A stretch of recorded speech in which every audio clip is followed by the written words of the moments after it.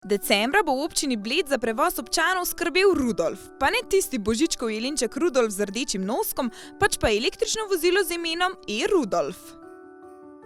Na Bled ga je pripeljal sam Božiček ob spremstvu otrok iz glasbenega centra Do Re Mi. Da je e-Rudolf sploh prišel na Bled, so v veliki meri zaslužni pletnarji, ki so skupaj z družbo MAN Slovenija sploh začeli sodelovati. Ta je med izbranimi partnerji razdelila 3 električna vozila in med njimi je bila tudi občina Bled.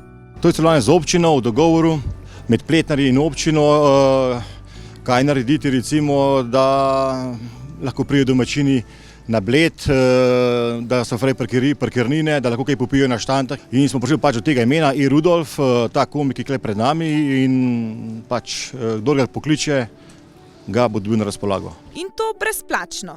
e-Rudolfa lahko preprosto naročite tako, da pokličete na telefonsko številko 040 203 405 in poveste geslo e-Rudolf.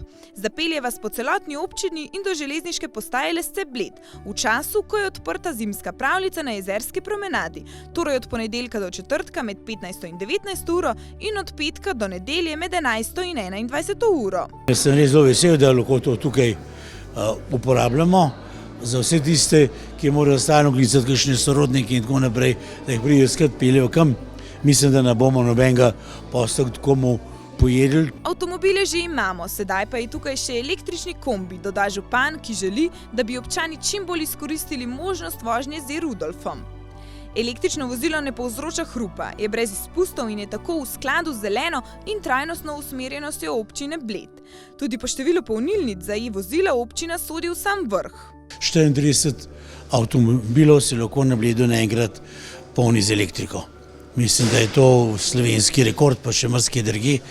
In zato smo še bolj veseli, se tudi zaradi tega so nas tudi izbrali, ker smo en najboljših primerov tega naprednega razmišljanja. Glavna misija električnega kombija za prevoz potnikov je prijaznost do okolja, poudari Tanja Činč iz MAN Slovenija. Ko smo razmišljali o partnerjih, je pač bila občina Bled najboljša izbira, zato ker v bistvu ima občina tudi največ polnilnic in si zasluži to čast. Mi smo bili veseli, da so se odločili sodelovati z nami in so tudi sami del neke družbene odgovornosti vključili v projekt in se odločili, da bodo ta prevoz dali svojim občanom brezplačno na uporabo v času testiranja.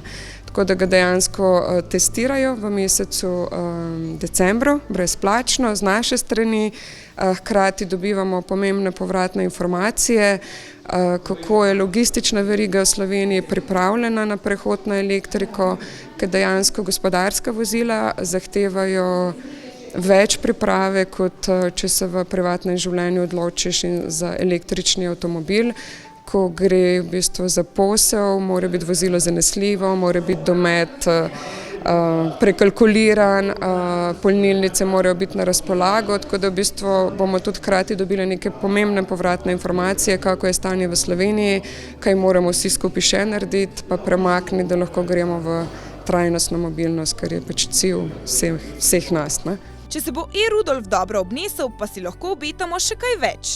V naslednjem letu prihaja v Slovenijo tudi prvi električni mestni avtobus, tako da se že pogovarjamo tudi o nekih poskusih, kako bi ga testirali tudi v občini Bled. Pa pustimo se še presenetiti. Za zdaj pa vas vse do 5. januarja e-Rudolf čaka na parkirišču za e-vozila pod festivalno dvorano. Zato pokličite in se zapeljite!